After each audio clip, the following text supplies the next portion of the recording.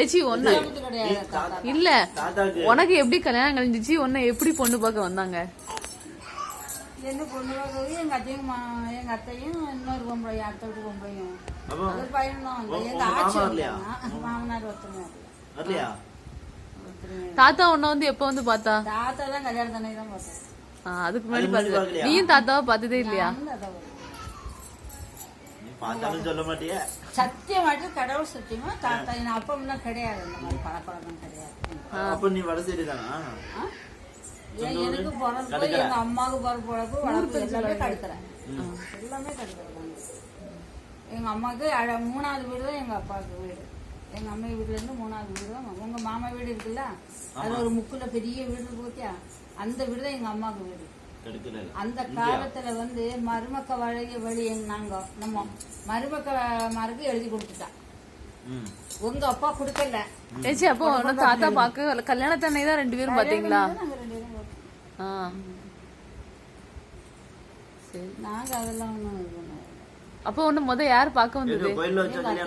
இல்லங்க வீட்டுல களம் பெரிய களத்துல முத உன்ன பாக்க வந்தது யாருச்சி? எங்க அத்தையும் எனக்கு ஒரு கடைசி பொண்ணு யாரு வீட்டு பையன் அவனும் அவ ஒரு கிழவி எனக்கு முக்கியமான எங்க ஆத்தாளுக்கு.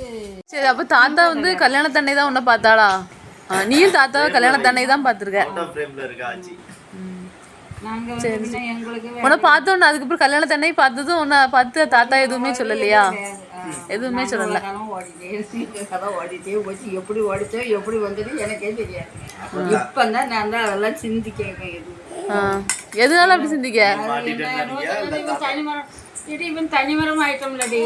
அன்னைக்கு எல்லாரும் வருவா போவா. தாத்தாவும் ஒரு இந்த இது கிடையாதுல்ல வந்தா. அதனால உங்க அம்மா எல்லாம் சித்தப்பான்னு சொன்னா இப்ப அந்த மாதிரி நிக்கா.